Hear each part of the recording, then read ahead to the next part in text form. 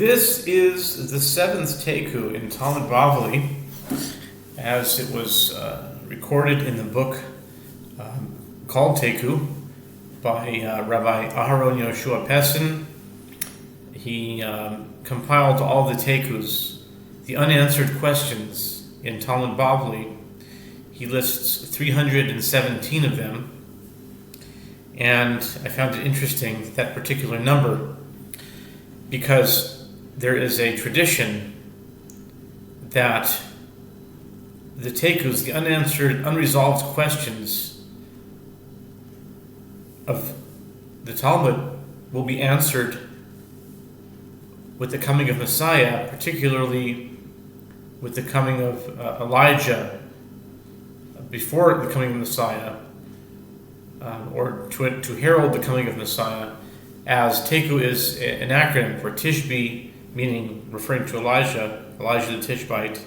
Tishbi Yitaretz Kashios Vebayos.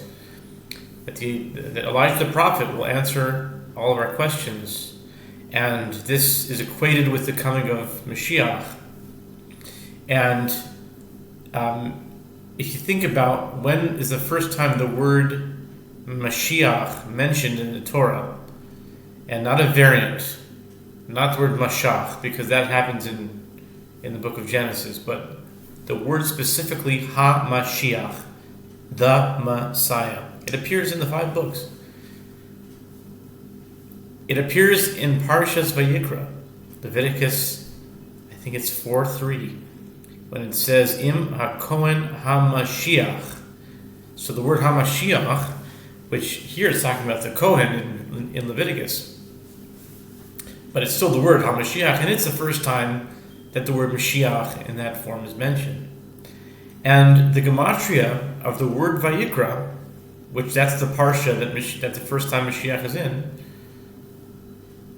is 317. So isn't it interesting that there are 317 Taikus, and Vayikra, where the word Mashiach is first mentioned, has a numerical value of 317. How did that happen? So this is the 7th Taiku, and so I was inspired by that. I liked that idea and decided to do my own version of that, and I'm drawing from his the order in which he did that. He did a few things. He lists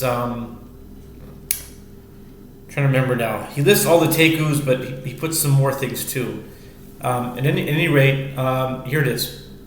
7th Taiku appears in Tractate Shabbat, page 46a.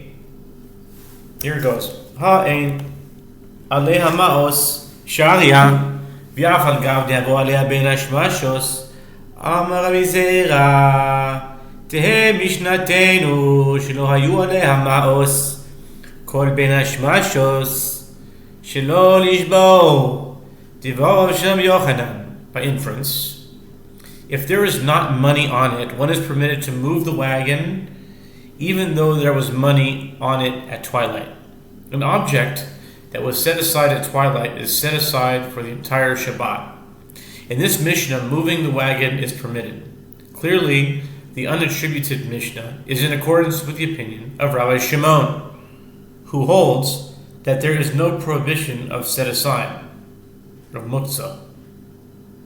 Why then did Rabbi Yochanan, who always rules in accordance with an unattributed Mishnah, not rule in accordance with the opinion of Rabbi Shimon?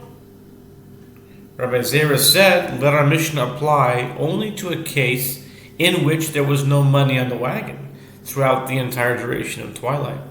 This strained interpretation is accepted so as to not contradict and reject Rabbi Yochanan's statement. Amar Rabbi Yeshua ben Levi, Pamachas halach Rabbi Lidiosfera,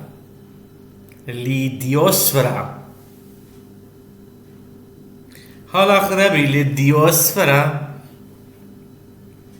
vehora b'menoira k'Rabbi Shimon ben Neel. Iboilehu, hoira b'menoira, כרבי שמעון בנר ליתרה, או דילמה, או רבי מנורה לאיסורה, וכרבי שמעון בנר ליתרה. Taiku. This is the seventh Taiku in the Shas. What does it say? Rabbi Yeshua ben Levi said, one time, Rabbi Yehuda Hanasi went to the town of Diosphera and issued a ruling with regard to a candelabrum in accordance with the ruling that Rabbi Shimon made with regard to an oil lamp. This description is insufficiently clear. Therefore, a dilemma was raised before the sages. Does this mean that he issued a ruling in the case of a candelabrum, like the ruling Rabbi Shimon made in the case of an oil lamp, to permit moving it? Or perhaps he issued a ruling in the case of a candelabrum to prohibit moving it, and in another case, he ruled in accordance with the ruling that Rabbi Shimon made in the case of an oil lamp to permit moving it.